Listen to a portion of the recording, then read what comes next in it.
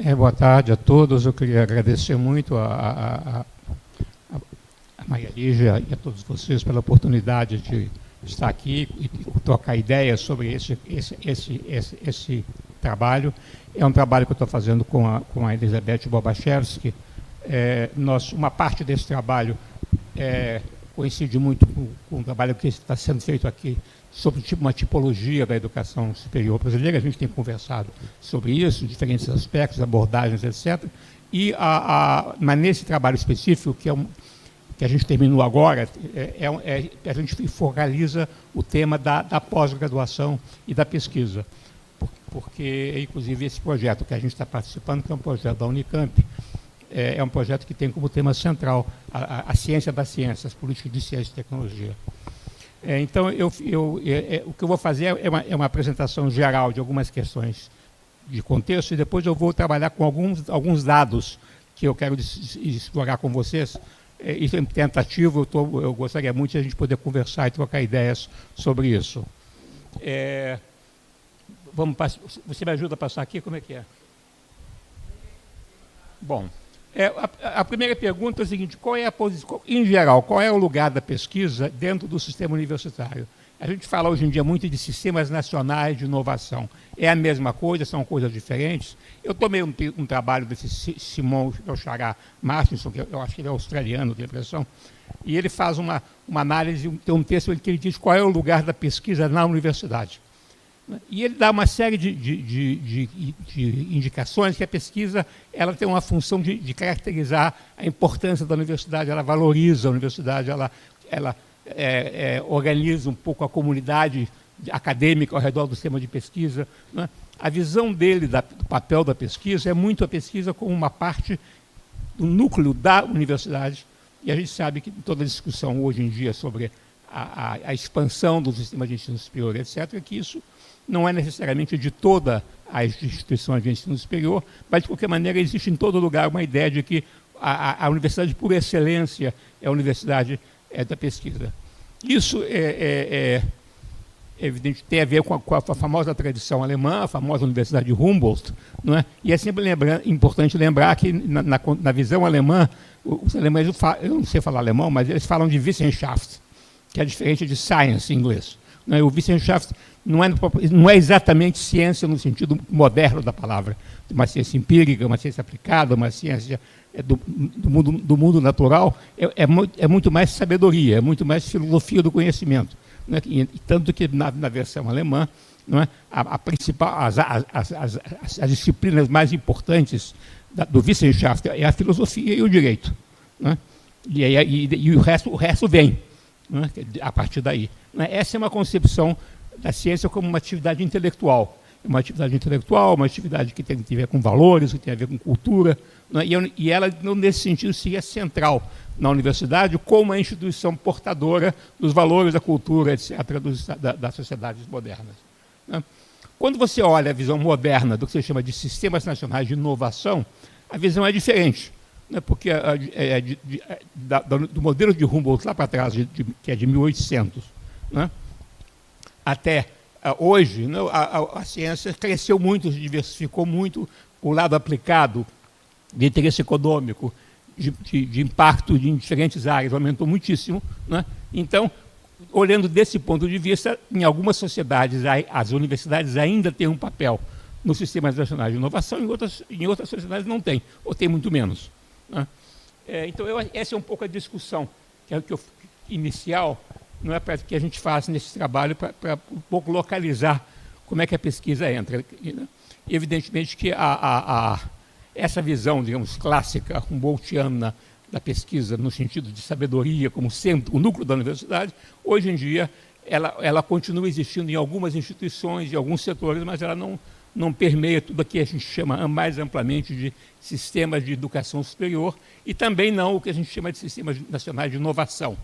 Porque quando você olha os sistemas nacionais de inovação, você está falando de pesquisa aplicada, você está falando de tecnologia, você está falando de indústria, né? E também da pesquisa acadêmica, de tudo isso, mas numa visão muito mais ampla. Então, esse é o primeiro ponto. Esse quadro aqui é um quadro da UFCD, não sei se dá para ver, mas deixa eu ver se eu consigo chegar aqui. aqui eu tenho a quantidade de recursos que é gasto no que se chama hoje em dia de pesquisa e desenvolvimento, né? E essa linha vermelha em cima são os gastos do setor privado, o setor empresarial. E isso é através do tempo, a evolução com os dados basicamente da Europa, né, da OECD, e o que mostra é que hoje em dia a maior parte dos investimentos em ciência e tecnologia se dão no setor privado, que é o setor que está envolvido diretamente na produção de bens que tem um conteúdo de conhecimento científico e tecnológico importante embutido. Em segundo lugar, vem essa linha laranja, que é o setor de educação superior, né? E terceiro lugar são as instituições governamentais de pesquisa, né? Se você tentar aplicar isso para o Brasil, você vai encontrar que aí é complicado porque os dados de dispêndio do Brasil são dados complicados. Você olha lá o que o governo chama de gasto de ciência e tecnologia e você não sabe muito bem o que é aquilo. Eu, pelo menos, tenho muita dificuldade. Às vezes entra salários, entra manutenção de certas instituições, enfim, há uma série de coisas que você não sabe se realmente aquilo é ciência e tecnologia ou não. E existe uma pesquisa do IBGE, chamada Pintec, né, que é uma pesquisa de inovação, que toma dados das instituições, mas eu também tenho muita dificuldade de interpretar se aquilo que eles chamam de inovação realmente, em que sentido é inovação, né? Então é complicado, mas eu diria que o quadro geral no Brasil é que o setor público é pelo menos a metade ou mais da metade dos gastos de ciência e tecnologia. E se você usar um critério mais exigente, o que é pesquisa mesmo, né? Então o setor privado, eu acho que ele tem muito pouco dessa pesquisa em termos efetivamente de inovação. Passa o próximo, por favor. Esse Albuquerque, que é um autor que eu cito nesse trabalho, ele é um economista brasileiro, que ele faz uma tipologia do sistema de inovação, e ele diz o seguinte: você tem dois tipos, os maduros e os imaturos, os não maduros. O critério dele é quando você tem uma correlação entre pesquisa acadêmica e patentes. Os países maduros são países que fazem muita ciência básica, publicações científicas, uma pesquisa acadêmica forte, e também fazem muita patente e muita inovação, né? E aí ele está falando de que Estados Unidos, França, Inglaterra, alguns países europeus, etc. Os outros, que ele chama de imaturos, ele divide em 4 grupos. Ele fala, primeiro, alguns que estão em processo de amadurecimento, né? Coreia, Taiwan. O caso de Coreia é interessante, porque a Coreia sai na frente na inovação, e só depois é que entra a pesquisa universitária. A Coreia é o contrário do que a gente às vezes aprende, não? Você começa com a pesquisa básica e a partir daí você aplica e faz o desenvolvimento. A Coreia faz o contrário, né? O país cresce pela pesquisa aplicada, pela tecnologia, e depois, aos poucos, ele vai construindo as instituições de pesquisa. Taiwan é parecido, né? Então você não tem essa tradição alemã de que você tem a pesquisa básica, universitária, acadêmica, e dali se desenvolve e cresce a pesquisa aplicada. É o exemplo contrário. O outro setor que ele menciona, outro subtipo entre esses países imaturos, são países que já conseguiram, alguns setores que são modernos, onde a pesquisa aplicada é importante, onde a tecnologia é avançada, tem algumas universidades importantes, mas ele não permeia todo o sistema. Ele cita aí, eu não saberia explicar, porque eu não conheço os casos, mas ele cita a Indonésia e as Filipinas como países que fazem isso. Ele tem uma outra categoria, que são os antigos países socialistas. Os países socialistas são países que desenvolveram uma ciência tradicional, no modelo alemão antigo, em algum momento desenvolveram uma tecnologia basicamente associada ao Estado, ao governo, o setor privado não tinham, e depois, no fim do socialismo real, né, a parte de inovação como que diminui, e as universidades continuam uma qualidade razoável, mas eles não conseguem, na verdade, combinar as duas coisas. E o quarto tipo é a América Latina, e ele cita, no caso da América Latina, o Brasil, a Argentina, o Chile e o México, que talvez sejam os países que têm sistemas um pouco mais desenvolvidos de pesquisa, mas que ele chama de sistemas estagnados. Ele diz que são países que têm algumas áreas de excelência, alguns setores, alguns departamentos, alguns centros de pesquisa, mas isso não configura um sistema de inovação mais amadurecido. Então, nesse mapa que nós temos aqui, o Brasil entra nessa categoria 2.4 aqui. Né? Esse é um pouco o contexto que a gente coloca. Vamos no próximo, por favor. O modelo brasileiro, eu acho que aí vem uma coisa que é interessante, que a gente tem insistido muito, ele foi criado nos anos 70, né? E ele tem dois pilares. Quer dizer, a gente pode falar, claro, a história, a gente pode sempre ir lá para trás, né? Mas o sistema que nós temos hoje é um sistema do modelo dos anos 70 que tem dois pilares. Um pilar é a reforma do ensino superior, né? A chamada reforma Sucupira, a reforma de 68, e o outro pilar é a política de ciência e tecnologia do Ministério do Planejamento, implementada pela FINEP, BNDES, etc., e depois do CNPq. Né? Eu acho importante chamar a atenção pelo fato de que esses dois pilares, eles têm concepções distintas, eles têm entendimento distinto do papel da ciência, né? Mas eles acabam coincidindo, eles acabam misturando. Né? E essa mistura, que não é muito considerada, não é muito discutida, ela acaba tendo consequências que me parece que são muito importantes. Qual era a concepção da reforma de 68, do ponto de vista do ensino superior? A ideia era que você vai adotar no Brasil o modelo das universidades de pesquisa, versão americana, que, por sua vez, os Estados Unidos tentou se inspirar na versão alemã. Né? O que é isso? Universidades com departamentos, com institutos de pesquisa, os professores todo mundo tem doutorado, né? E você, então, tem um sistema acadêmico, as pessoas têm formação científica, os professores todos, né? A ciência, o ensino e a pesquisa vêm juntos, né? E com isso você faz uma universidade moderna nessa concepção. A visão do pessoal que estava no lado da ciência e tecnologia, eles não estavam olhando para a universidade, eles diziam como é que você desenvolve tecnologia, como é que você incorpora a tecnologia, você faz aviões modernos, armamento, desenvolve agricultura. Não é? Esse pessoal não estava pensando em universidade. Mas você tinha ao lado os programas de pós-graduação sendo criados. Então você junta as duas coisas. Um exemplo que eu cito é a COP, que é a Coordenação de Pós-Graduação de Engenharia aqui no Rio de Janeiro. É um programa dessa universidade. A Escola de Engenharia é uma escola de engenharia tradicional, né, que forma engenheiros, né, e se acopla a essa escola um centro, uma coordenação de programa de pós-graduação, completamente desvinculado do dia a dia dos cursos de engenharia, recebe dinheiro em grande quantidade, grandes projetos, total autonomia administrativa e gerencial, a ponto que o líder dessa instituição, que é o famoso Luiz Roberto Coimbra, que morreu alguns anos atrás, foi processado no final por malversação de recursos. Ele que era um santo homem, né, mas absolutamente não olhava para as regras tradicionais da burocracia. Ele estava lá tentando desenvolver tecnologia, numa instituição acadêmica. Mas a faculdade de engenharia mesmo não sabia, não gostava, enfim, havia toda uma tensão ali. O outro exemplo também interessante é a Universidade de Campinas. A Universidade de Campinas é criada nessa época com essa ideia de que você vai trazer físicos importantes, vai criar uma universidade moderna, não é? Para desenvolver física do estado sólido, para desenvolver tecnologias avançadas. Não é para você criar uma tradição universitária à la europeia, como foi a USP na década de 30. A USP foi criada na concepção europeia. A Campinas não. Campinas foi criada numa visão muito mais de uma universidade, um centro de pesquisa moderno, aplicado, prático, etc. Então, essas duas tendências se juntam e você acaba tendo duas instituições que começam a financiar a pesquisa e tem a pós-graduação. Como é que entra a pós-graduação? A pós-graduação é um lugar de você formar o professor que vai ser o professor da reforma universitária. Não é?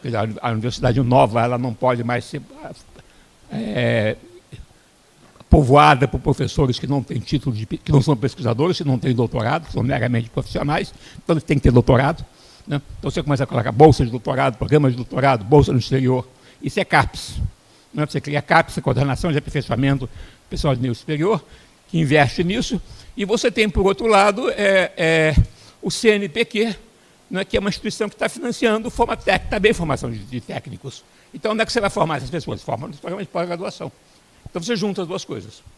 Você cria duas instituições para financiar a pós-graduação e a pesquisa que se superpõem. As pessoas perguntam, por que você tem duas? Mas elas quase fazem a mesma coisa. Hoje em dia, praticamente as duas, o que elas fazem é da Bolsa. Né? Inclusive, se você olhar o CNPq não é uma instituição que financia muito pesquisa.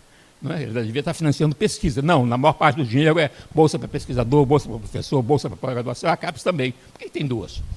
porque elas vêm de duas tradições muito distintas, né? E se juntaram nesses programas de pós-graduação. Claro, mas o Brasil não tem condições, ainda mais falando na década de 60, 70, de criar um curso de pós-graduação para formar doutores de alto nível científico. Então, como é que você faz isso? Você manda o que você puder para fora, para estudar para a Europa, para os Estados Unidos, e você cria programas de mestrado, que são mini doutorados, que as pessoas vão começar a se formar com a esperança de que daqui a uns anos, quem sabe no futuro, esses mestrados vão se transformar em doutorados, né?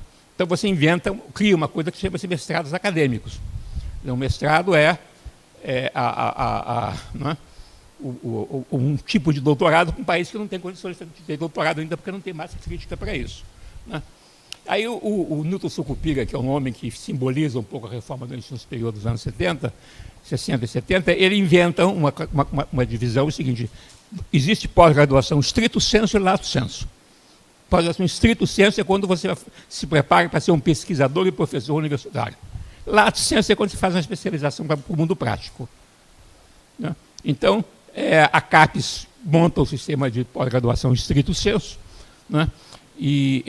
Que no começo, em boa parte, é mestrado, com a ideia de que ele ganharia um doutorado, e o lato sensu ninguém faz nada, quer dizer, não tem nenhum tipo de estrutura para o lato sensu. E o que acontece com a pós-graduação é um pouco parecido com o que acontece com o ensino superior de graduação. Você fica com um setor, que é o chamado stricto sensu, que acontece nas universidades públicas, que é subsidiado pelo governo, onde o aluno não só não paga, como ele ganha uma bolsa, né? e que é controlado pela própria universidade acadêmica, por um sistema de avaliação de pares, né? No setor público. E o setor privado, descontrolado, desregulado, começa a criar um sistema de pós-graduação próprio, que é o chamado lato sensu, né? Então você tem os dois sistemas, e é muito parecido com o que aconteceu com a educação de graduação, né? O sistema da reforma de 68 ele fica restrito às universidades, e quando as universidades públicas expandem, ele fica restrito a poucas universidades públicas, né? Não são todas as universidades que conseguem emular o FRJ, o USP, Minas Gerais, Rio Grande do Sul, enfim. Você tem algumas universidades que mais ou menos se aproximam desse modelo mais clássico de universidades, com doutorados mais fortes, etc. Mas quando o sistema cresce muito, né, ele adota as mesmas regras, os salários são os mesmos, as carreiras são iguais, os títulos são iguais, mas, na verdade, poucas instituições, uma boa parte das instituições públicas criadas, elas não conseguem ter esse mesmo conteúdo de pesquisa e pós-graduação. Então, você passa a ter, no setor público, algumas instituições que são instituições que se aproximam mais do modelo do doutorado, da pesquisa científica associada à pós-graduação, etc. E você tem no setor privado, ele cresce desregulado, ele cresce por fora, né? Se eu olhar os dados de hoje, os dados de hoje são cerca de... O dado é o dado do IBGE, da pesquisa por amostra do domicílio do IBGE. Você tem cerca de 300 ou 400 mil pessoas matriculadas nos cursos de pós-graduação stricto sensu, mestrados e doutorados, e você tem cerca de 1 milhão matriculadas nos cursos chamados de extensão, que é a pós-graduação lato sensu, né? Então são dois mundos. Um é subsidiado, supostamente acadêmico, um está lá na linha da reforma do ensino superior, e o outro é qualquer coisa que a gente não sabe o que é, porque ninguém sabe, ninguém regulamenta, não tem dados sobre isso. Ele é privado, ele cobra. As próprias universidades públicas, às vezes, dão esses cursos e cobram, não é? Mas, basicamente, ele é dado pelo setor privado. Então, esse é o quadro. O que acontece? Não é? O que acontece é que, na medida que o sistema de educação superior vai se expandindo, ele começa a criar cada vez mais diferenciação no seu interior. No modelo tradicional, você tem assim, uma estratificação. As universidades, as pessoas têm título superior ou não têm. Quando você avança no sentido da massificação do ensino superior, você começa a criar essa estratificação dentro do ensino superior.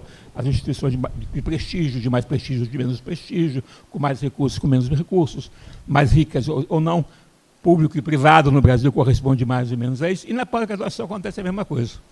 E como ela se diferencia muito, as pessoas buscam a pós-graduação não necessariamente na ideia do sucupira, de elas se formarem para serem professores universitários. Muitos fazem isso, né? Mas muitos fazem porque eles querem se diferenciar. Ter um título de administração, hoje em dia uma carreira de administrador de empresa, que é uma das mais concorridas no Brasil, não vale muita coisa, mas se tiver um MBA em administração, um mestrado da COP, aí vale, né? Então você começa a ter uma demanda por pós-graduação, não é? Que não é a demanda por pós-graduação, para a formação de professores, cientistas e pesquisadores. É a demanda de pós-graduação por uma titulação adicional que diferencia no mercado de trabalho, te dá uma posição melhor no mercado de trabalho, né? Então, mas esse lado, não é, da formação para o mercado de trabalho, ele é incompatível com as duas ideias iniciais, lá de trás, né? Porque as duas ideias iniciais é que a pós-graduação é para formar pesquisadores de alto nível ou para formar tecnólogos de alto nível. Mas, na verdade, as pessoas estão buscando uma qualificação adicional e, inclusive, é para fazer carreira nas universidades, para ter promoção, né? Então, eu sou um professor de uma universidade pequena no país, não tenho condições de pesquisar muita coisa, mas se eu tiver um mestrado, um doutorado, eu vou ter uma posição melhor, eu vou ter uma promoção, etc. Então, as pessoas vão buscar isso. Então, o sistema vai crescendo, né? O sistema vai crescendo, habitado por pessoas buscando coisas muito diferentes, e com cursos de tipos muito diferentes, mas isso não é considerado. Assim como no Brasil, a gente custa muito a entender que o sistema de educação superior é muito diferenciado, né? Também é mais difícil ainda entender que o sistema de pós-graduação e pesquisa também é muito diferenciado. Então, esse é um pouco o panorama. Deixa eu andar um pouco para frente, senão não termino. Vamos lá. Então, você tem uma hipótese de convergência, de que o sistema da pós-graduação e de pesquisa ele avançaria lá para trás a ideia. Os mestrados se tornariam doutorados, as pesquisas iniciais passariam a ser pesquisas de alto nível, etc. E, na verdade, há uma hipótese de divergência. Na verdade, são vários tipos de instituições atendendo diferentes demandas de diferentes setores. A gente tem que acrescentar nessa análise o fato de que esse grande projeto de uma pós-graduação a Universidade da Pesquisa, o avanço tecnológico dos anos, que o Brasil ia chegar aos altos níveis de desenvolvimento científico e tecnológico. Em algum texto eu digo que é o projeto Geisel, é o projeto dos anos 70. E esse projeto ele fracassa, né? Ele fracassa por muitas razões, que há uma crise econômica, o país se endivida, o governo militar acaba tendo que sair de cena, porque a oposição é muito grande. Então, é como que essa política, é uma política muito também na época de substituição de informações, né? Se eu quisesse um computador, eu não podia comprar o computador de fora, eu tinha que comprar o computador brasileiro, né? E o governo estava subsidiando o computador brasileiro.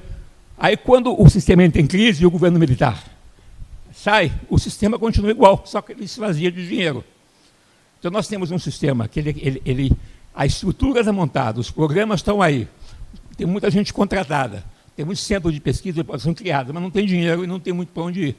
Então, continua. E um paradoxo que eu acho impressionante é que o Brasil cria o Ministério da Ciência e Tecnologia quando ele começa a entrar em crise. Quando a política fracassa, aí é que se cria o Ministério da Ciência e Tecnologia, em 1985.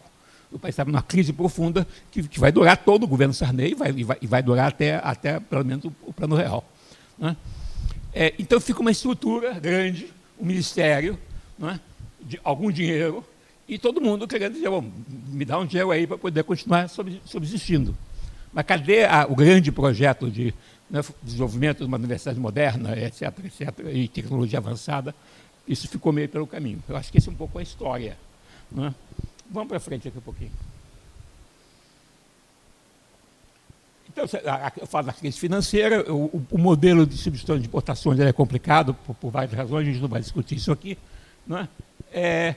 E no caso do ensino superior, claro, olhando para trás, o Brasil copia a elite americana, mas não olha o que o sistema americano, ele é muito mais complicado do que isso, e as universidades que a gente copia, chamadas universidades de pesquisa, são só o creme, né, do café, e por detrás tem uma estrutura de educação em massa popular, community colleges, faculdades locais, etc., que o Brasil não copia, né, mas continua existindo sem uma identidade própria, digamos.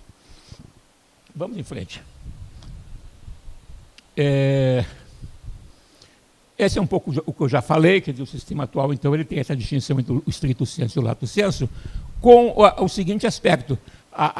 Recentemente, de algum tempo para cá, a CAPES, que é o setor que coordena a área da pós-graduação em estrito sensu, começa a se dar conta, mas você não pode continuar avaliando todos os programas pela produção científica.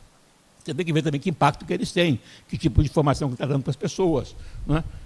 Se tem alguma consequência prática. E hoje em dia tem uma discussão grande, e documentos que a gente pode olhar, onde se tenta discutir isso. O que se pode fazer, como é que a gente pode lidar com isso. Só que, claro, se você começa a olhar a pós-graduação em estrito sensu do ponto de vista dos resultados práticos de aplicações, a distinção entre o estrito sensu e o lato sensu perde sentido. Mas essa ideia ainda não chegou lá.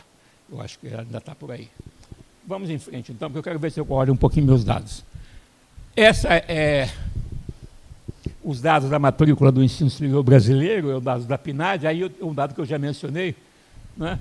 Você tem, está escrito errado o mestrado ali, o setor privado, ele é muito maior, a gente sabe que hoje em dia 3/4 do ensino superior de graduação é privado, mas se eu olhar o doutorado, a maior parte dele é público, né? Se eu olhar o mestrado stricto sensu, ele também é a maior parte público, mas se eu olhar embaixo, que são as especializações, ele é totalmente privado, né? Então o setor privado, ele faz grande parte do ensino de graduação, ele faz praticamente todo o ensino, a pós-graduação lato sensu, né? Enquanto que o setor público ele tem um número restrito de universidades e faz a chamada pós-graduação stricto sensu. Esse é um pouco o dado demográfico, digamos que o dado da PNAD é um dado de pesquisas domiciliares por amostra. Esse dado não é exatamente aqueles números, mas esse é um pouco amostral. Eu aqui falo esses gráficos aqui, ele dá um pouco a evolução das matrículas da pós-graduação por níveis, mestrado, doutorado, e uma coisa que a CAPES inventou há algum tempo atrás, que é o mestrado profissional. O mestrado profissional é o caso extremo, digamos, do lato sensu, que é estrito sensu, né? Porque supostamente ele é profissional, ele é prático, ele não tem nada a ver com a ideia do Sucupira, mas está dentro do sistema estrito sensu, né? E ele funciona em boa parte como uma maneira, eu diria, facilitada para as pessoas obterem um título adicional de pós-graduação, porque ele é menos demandante do ponto de vista acadêmico do que os mestrados tradicionais, que são menos demandantes que os doutorados, né? Então, você tem isso. Em termos de área de conhecimento, você tem o crescimento das áreas sociais, as áreas chamadas profissões sociais, não a sociologia e essas políticas, né, mas administração, direito, contabilidade, né, que são as áreas aplicadas. Isso acontece com o ensino superior como um todo e também com a formação de professor e de pós-graduação nessas áreas. Então, cresce muito isso também.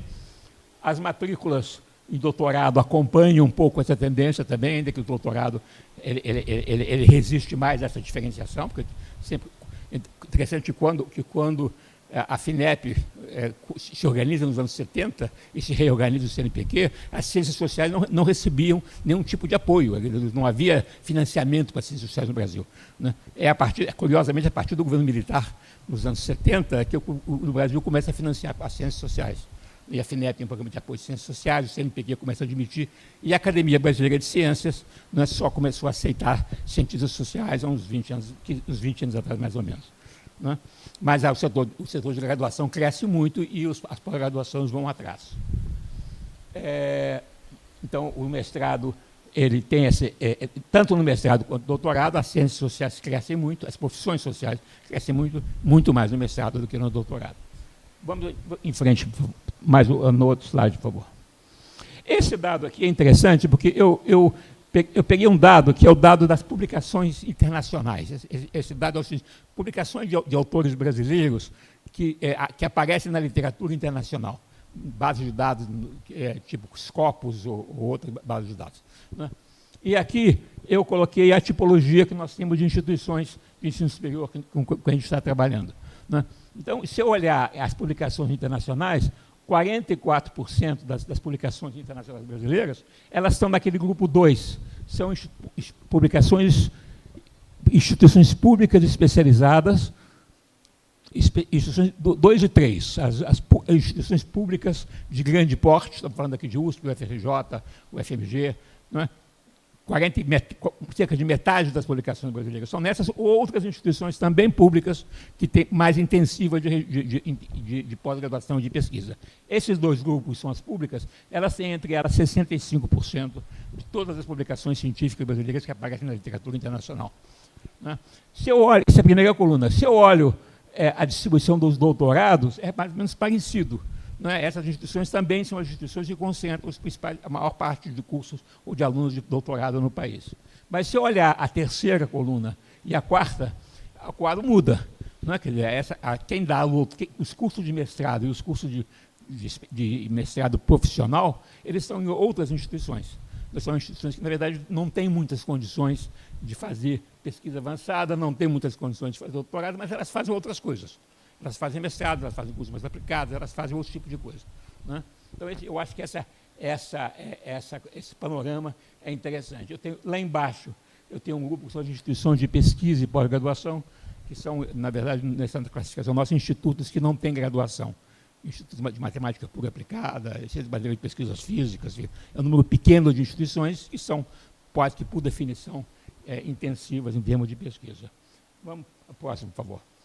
E aí a gente tentou fazer alguma coisa usando a análise de palavra-chave e as suas interconexões. Tem um programa, tem vários programas que fazem isso, né? Eu usei um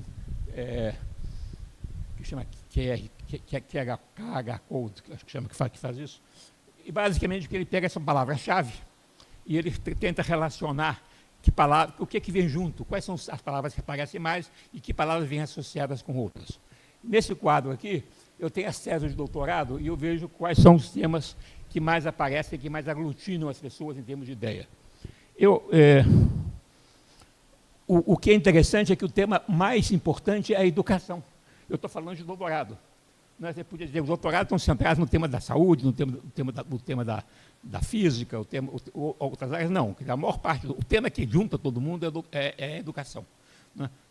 Inclusive, você tem toda uma área que é educação em ciências, educação em matemática, educação em uma série de outras áreas, onde a educação é como que um tema que aparece em todas as áreas.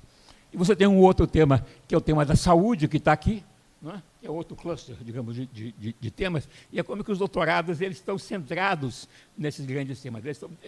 É uma orientação bastante prática, na verdade. Mas certamente o Brasil precisa de gente que pesquise, que conheça os temas de educação e de saúde. Né? E depois tem outros aqui, tem uma área de relações internacionais em verde, uma área de ambiental por aqui, enfim, mas eu acho que o interessante é o peso enorme da área de educação e a área de saúde como os temas dominantes nos programas de pós-graduação de doutorado no país. Vamos ver o próximo, por favor?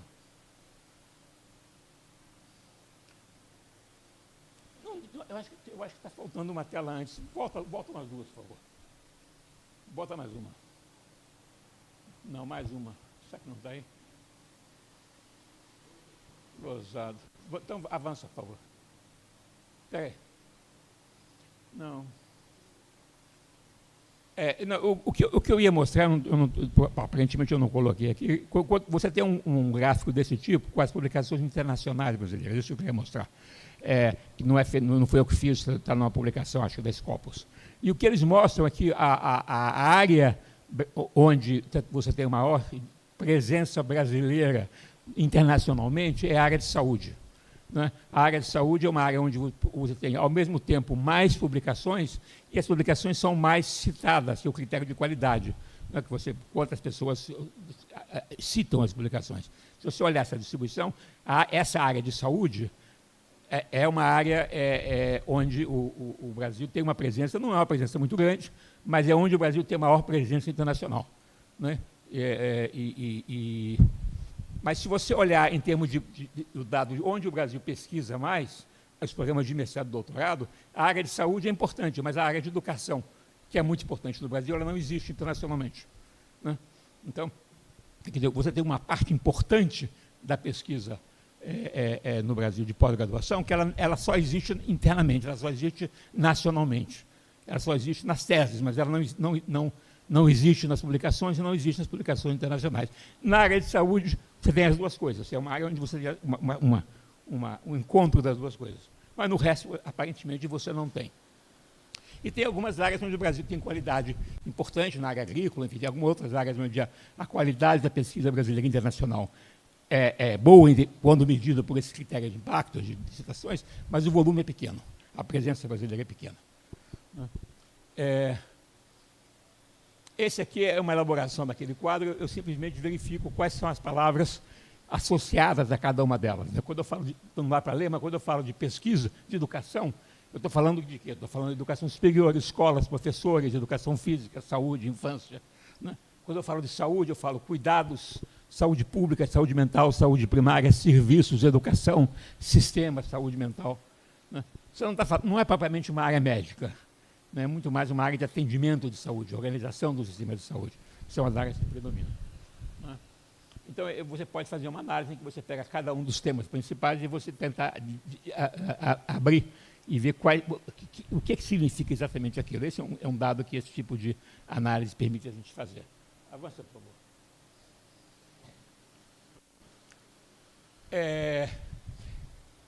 Aqui eu tento fazer uma combinação.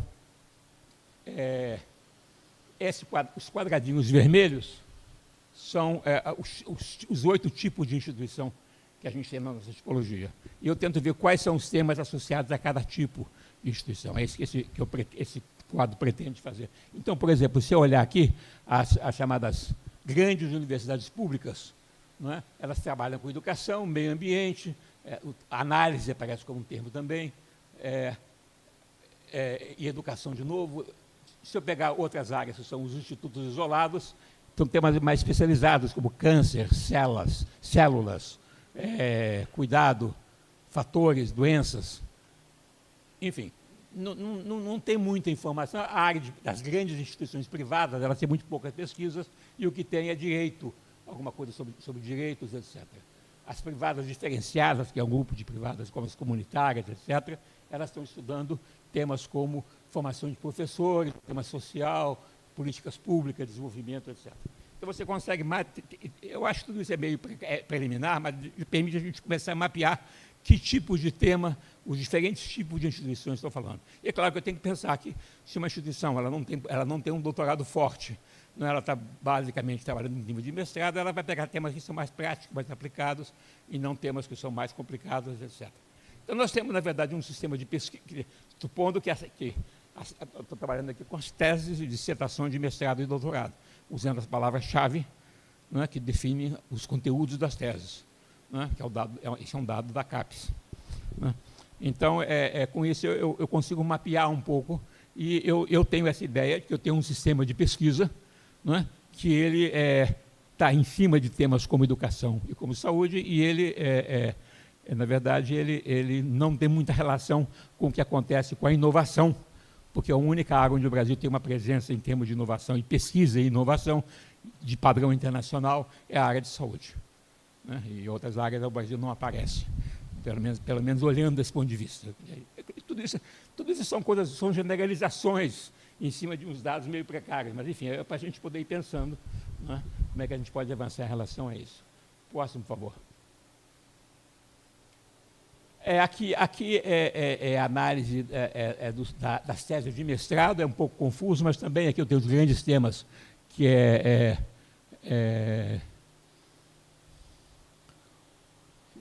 difícil entender isso, porque tem duas dimensões aqui que dá difícil de entender, mas, em todo caso, o tema de administração está aqui, administração, performance, análise, etc. A educação é um tema importante aqui, né?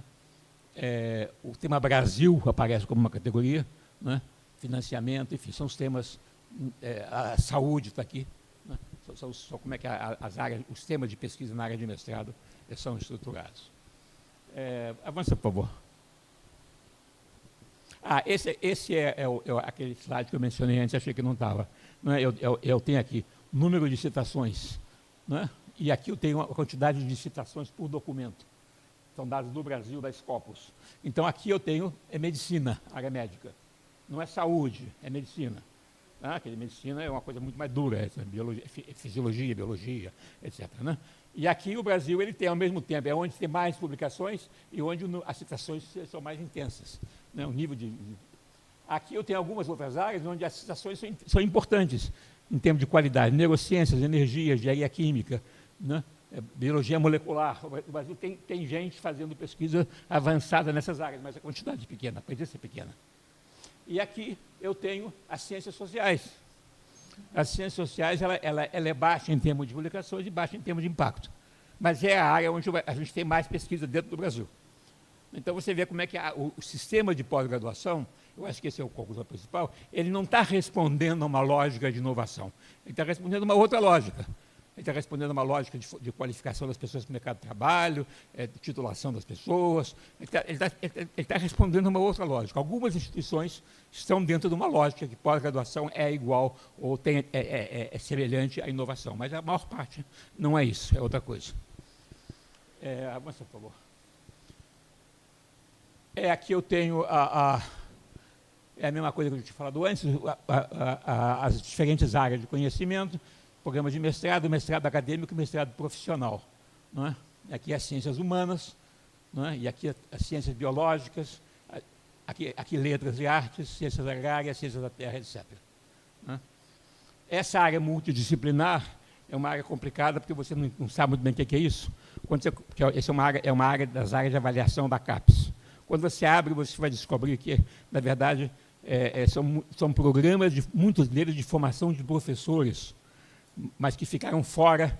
Então, por exemplo, o programa de formação de professor de física não está dentro da área de avaliação de física.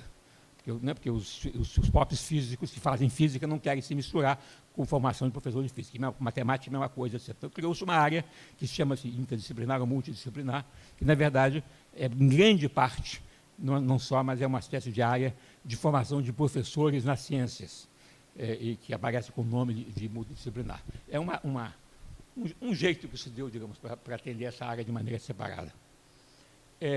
Vamos em frente, por favor. Então, a conclusão é um pouco isso, né? Quer dizer, a pesquisa mais significativa está concentrada em um segmento do sistema universitário e em alguns institutos isolados, que são esses institutos tipo INPA, etc., que são um número pequeno de institutos. Né? Os gastos públicos não estão associados diretamente à pesquisa e inovação. Uma outra coisa que eu tentei fazer nesse texto, não está aqui, é tentar ver quanto se investe, a gente não tem muito esse dado, mas eu tentei buscar um pouco, quanto se investe em pesquisa efetivamente.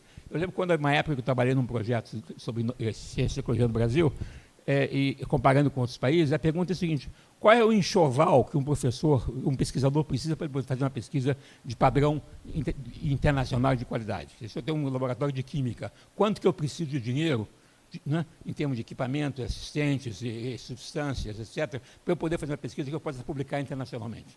Se eu não tiver uma máquina moderna, meu artigo é rejeitado antes de qualquer coisa. Pessoal, olha, esse cara está usando tecnologia de 20 anos atrás, joga fora. Né? Quanto das instituições de pesquisa no Brasil tem intensidade de investimento suficiente para elas poderem participar de um diálogo internacional em termos de produção? E aí a gente vai ver que é muito pouco. Né? Quer dizer, existe toda uma política, é pouco dinheiro e o dinheiro que tem ele é pulverizado. Né? O dinheiro é muito, as instituições como o CNPq gastam quase todo o dinheiro em bolsa. Não é? Existe uma política de você não privilegiar, porque tentar distribuir mais equanimemente o dinheiro, e o resultado disso é que você tem uma pesquisa que muitas vezes, em grande parte, é o pesquisador sozinho e os seus poucos alunos de pós-graduação fazendo alguma coisa. Eles conseguem fazer uma tese, a tese é publicada às vezes não é, e depois fica por isso mesmo. Você não consegue criar densidade, porque o dinheiro que tem, que não necessariamente é muito pouco, né? eu acho que o dado brasileiro é 1% do PIB em ciência e tecnologia, uma coisa dessa ordem de grandeza, que se fosse todo aplicado em pesquisa efetivamente, poderia dar um resultado talvez mais significativo. Não é? Então, o fato é que a formação de doutores e mestres só em parte converge com a ideia de formação de pesquisadores e com a ideia de fortalecimento do sistema de inovação. Não é? E essa divergência, essas múltiplas funções do sistema de pós-graduação e de pesquisa, isso não é uma novidade, a gente que vive nesse meio, a gente sabe, mas eu acho que ter isso em consideração é importante quando você está discutindo políticas de ciência e tecnologia, políticas de inovação, ou uma discussão que está andando agora, o que você faz com uma instituição feita a CAPES. Né? Será que a CAPES ainda vive da divisão do Sucupira de 50 anos atrás? Né? Será que depois de 50 anos, com tudo que aconteceu, não está na hora de repensar? Né? Se realmente é assim? Né? Então, eu acho que vou parar por aqui, essas são as ideias. Eu acho que é um tema interessante, a gente tem que avançar em relação a isso.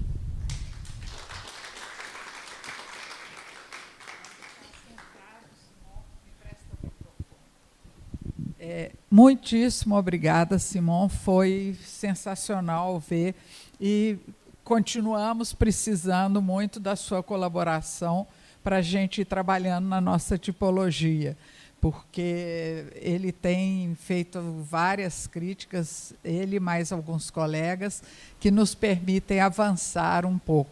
Mas eu não vou falar disso agora, e eu gostaria de saber se tem alguém que tem alguma pergunta para fazer ao Simon, aproveitar a presença dele aqui e estabelecer perguntas. Felícia, vem aqui.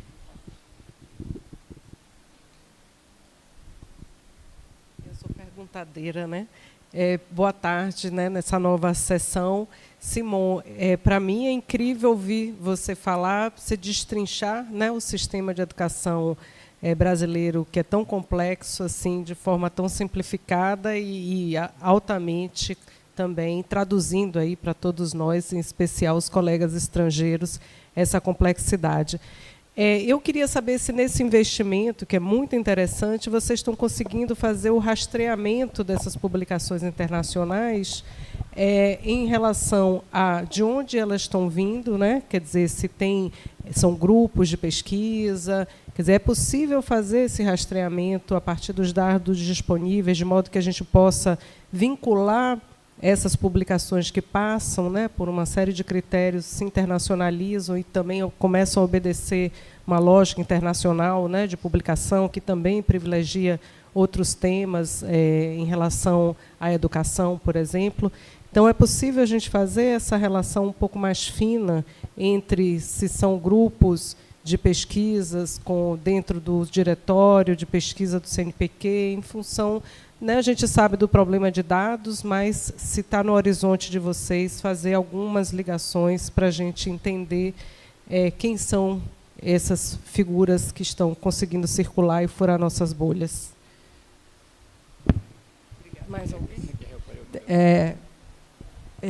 Vamos juntar as perguntas. O Andrés levantou a mão.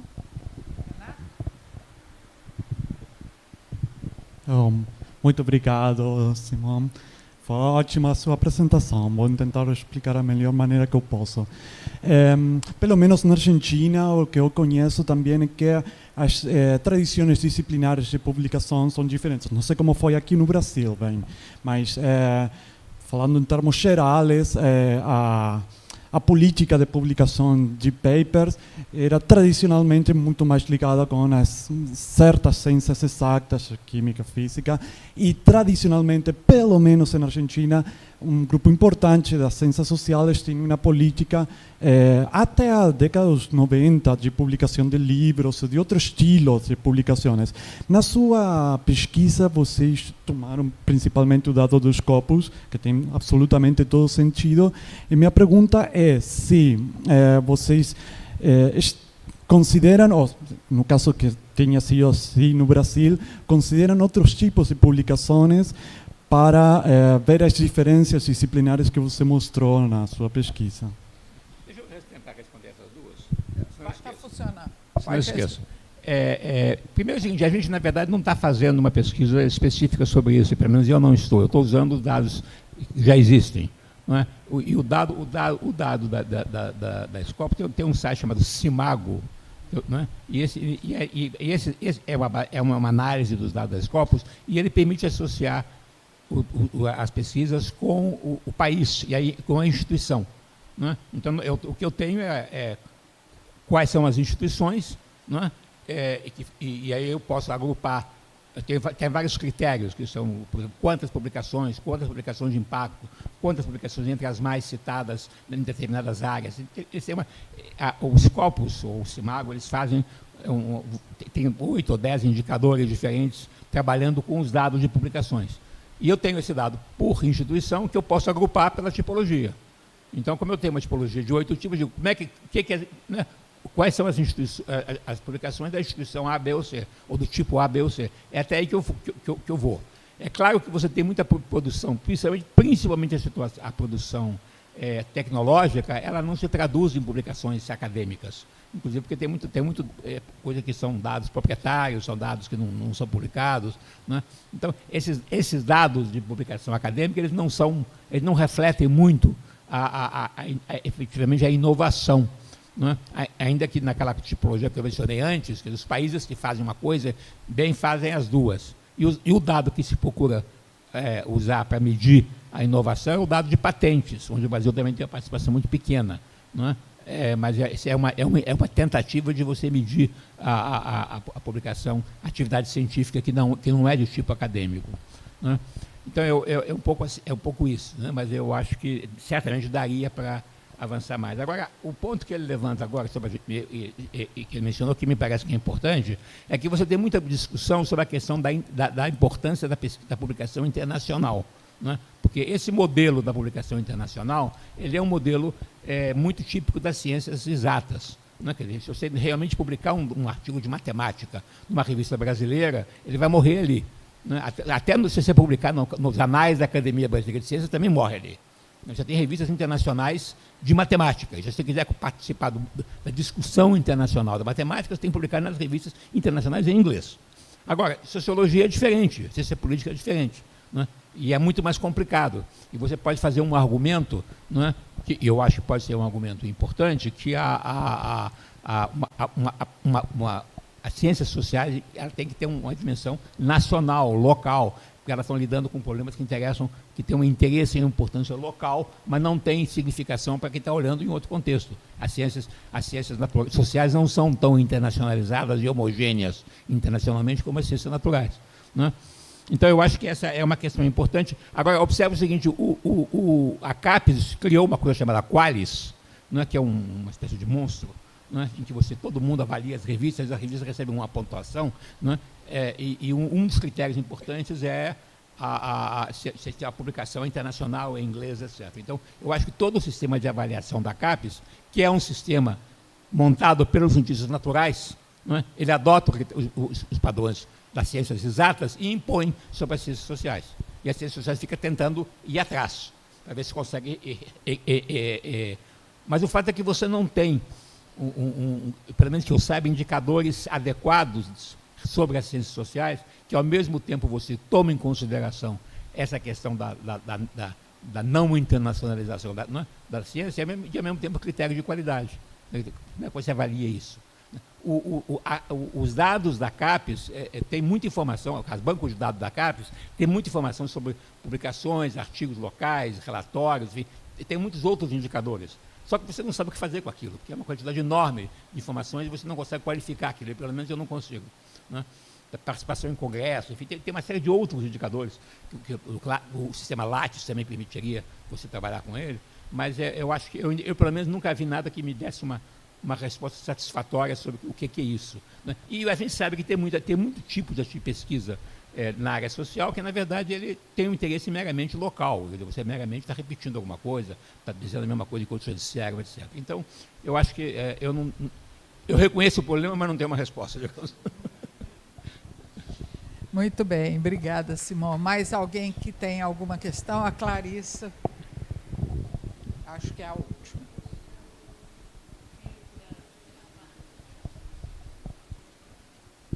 Simão, é uma questão, digamos, a partir de algumas questões que tu colocaste aqui. Sistema de pós-graduação não responde o sistema de inovação, mas responde a outras lógicas. Depois a pesquisa concentrada em universidades, ok? E formam doutores, né, só em parte, e não, em parte não consegue a formação de pesquisadores.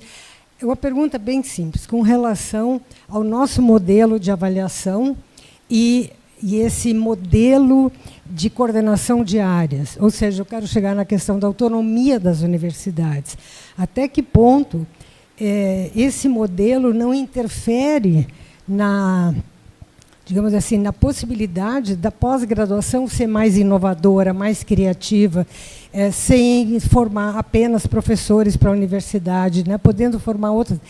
Tem uma coordenação de área, eu estou sujeita às regras da coordenação de área. Se eu não me sujeito a isso, eu posso perder bolsa, posso perder recursos, a minha nota de avaliação pode baixar. Então,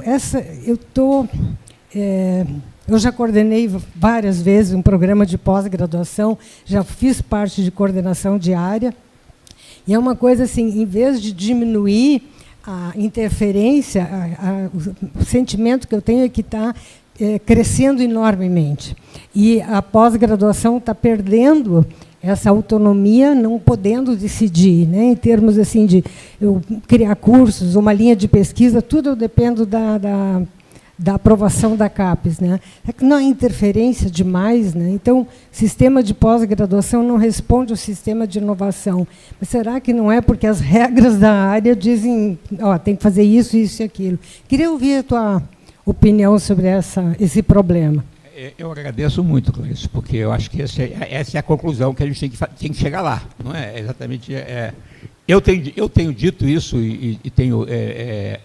em vários contextos, que a CAPES perdeu a função dela, que ela foi criada há 50 anos atrás, na ideia lá do Anísio Teixeira e do Nilson Sucupira, por uma outra realidade. É impressionante como é que a gente vive no Brasil ainda, em termos da discussão da reforma de 68 e da política da FINEP dos anos 70. Sem falar que o ensino médio é a reforma de Capanema dos anos 40.